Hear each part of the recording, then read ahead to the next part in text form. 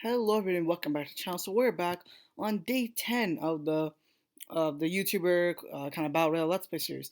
Now, yeah, I know it's been a long time since I uploaded. Just couldn't find the time to do so. I'm sorry about that, but we're on day 10. I just turned day 10 like a few minutes ago, and a lot of stuff has happened. Let's just say that. So from day 7, you probably saw we were trying to break through on these two fronts. Well, we broke through. Um, I don't know if I mentioned this in that video, but Leo basically retreated all of his units out of these two choke points, and we were able to push in and take it. Well, in this one, he retreated back all the way to the Voldoga, and where we had, I think, a 15 stack coming up against a 10 stack for him. Luckily, we were able to defeat it, but we took a lot of casualties on the way. I'm gonna get on with what happened there too. The 7 stack that you had here, trying to do some flanking maneuvers, and when it pulled up into Laksha and captured Murmansk soon, and then was having the Runa Viemi, which you can probably see is kind of artillery and bomber remnants here. Basically, we were able to track it down to Rovaniemi because we were basically chasing that thing around, and luckily we were finally able to track it down. We got our air force up there and we bombed the hell out of it, and we were able to kill that unit. So that's good for us. So ever since we pushed on, we fought another big battle of Voldoga. Ever since then, we've just been pushing deeper and deeper into our cores. Now we faced maybe not as big, but another battle for sure. Because I don't know where his units are, and he's been retreating, and it's been really confusing. First of all, we had a stack of 4 tanks and an artillery, 2 artillery and infantry. Now the 4 tanks were able to kill one of his anti-air and 2 of his artillery. But my 2 artillery and my infantry died, so we kind of just traded units off there. Here, I believe in the morning he had, like, I believe, was it a 5 stack? It was 1 tank, 1 armored car, 2 infantry, and an anti-air. Now, I don't know if that's the unit that destroyed that stack of 2 artillery, because I've been offline for a few hours, and I have no idea where that thing is. Because I grouped up this stack, because it looked like it would come on and was going to push onto Voldoga, so I grouped up this stack. But it hasn't taken any damage. And it has killed 3 units, so I have a feeling that some of those units did come onto this, and it did die, but I'm not fully sure. Now we're gonna push on the Kostroma and then Kaneshma. And if we find units on the way, we have RT coming up behind us to bombard.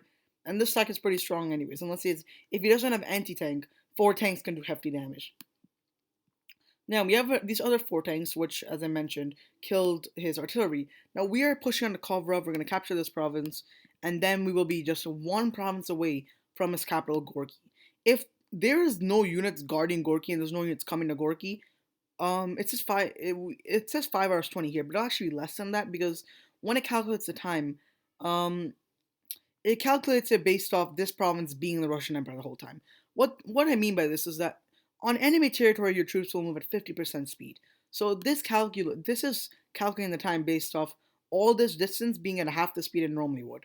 But since we are very close to capturing the province, after we capture that, it will be our province, and these tanks will move at 100% speed anyways.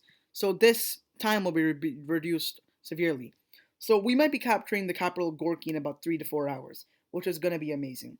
If we capture the capital, not only will that completely destroy the morale of his provinces, and his resource production obviously is low anyways, because he's losing lots of his cores up here, like his 2 rare provinces, oil, metal.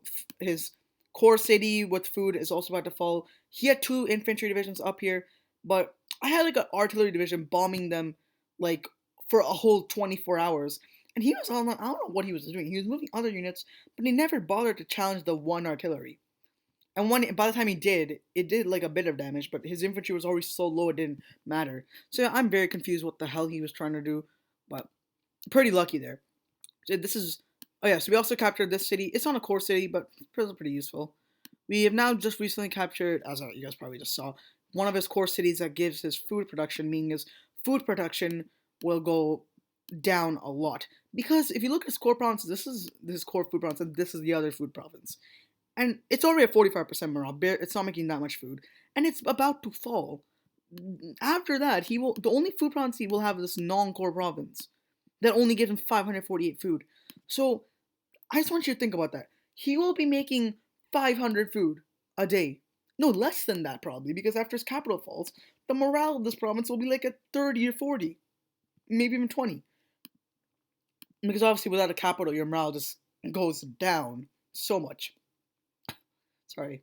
Um, so we're gonna completely destroy his economy. Without any food, it will be very hard for him to produce any sort of infantry or tanks or anything. It'll be super duper hard to do anything. His morale will crash even more. It's just gonna go all downhill.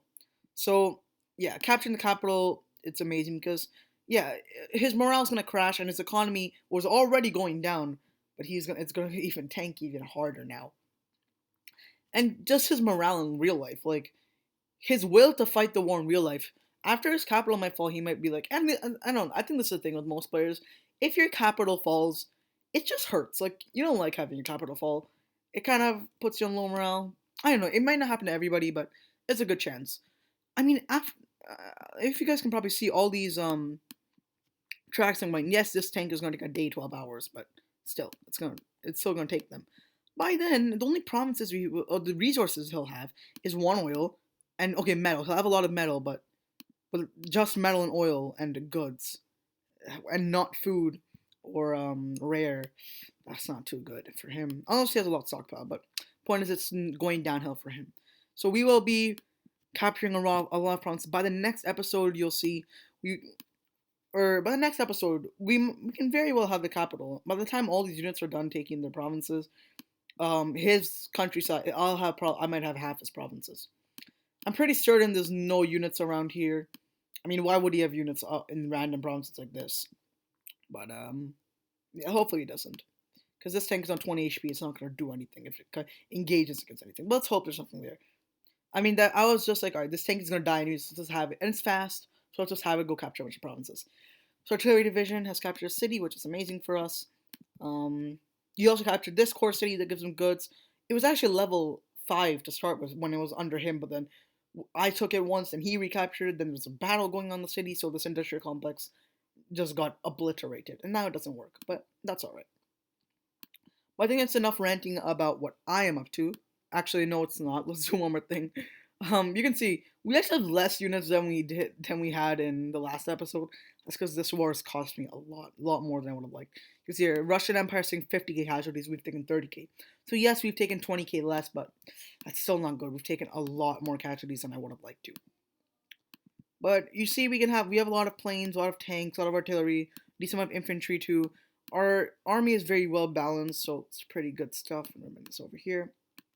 Also, we have 5 subs chilling here in kind of the English channel, just because France isn't at war with anybody right now. Or Toaster, who's playing France, isn't at war with anybody right now. So if he tries invading me, I'm gonna have 5 subs here, making sure that if he tries to get anything through, it's gonna get sunk. So good stuff.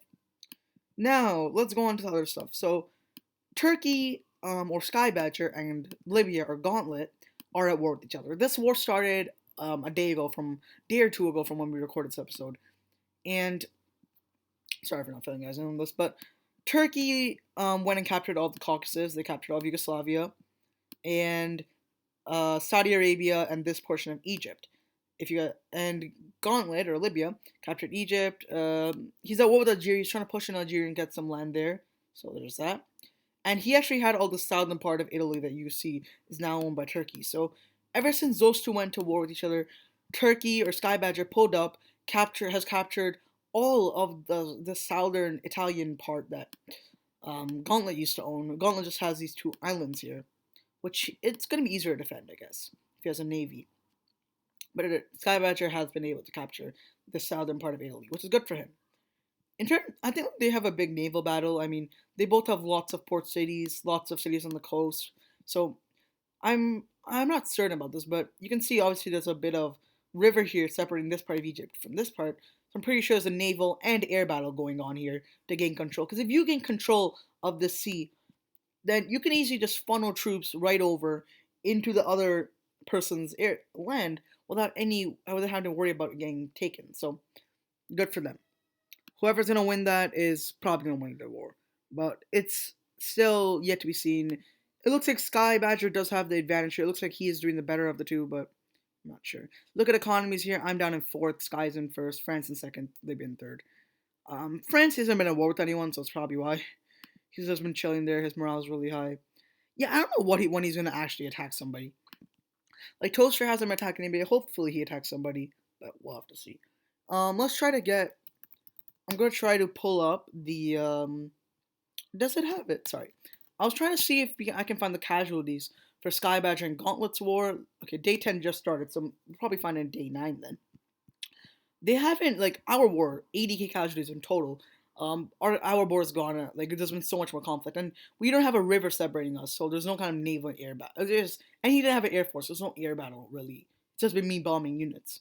So it's just been on the land, and land conflict is the most um, land conflict kind of does produce most casualties.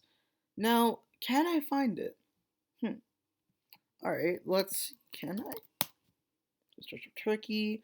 Well, you can see this, and Libya has 1,200 casualties.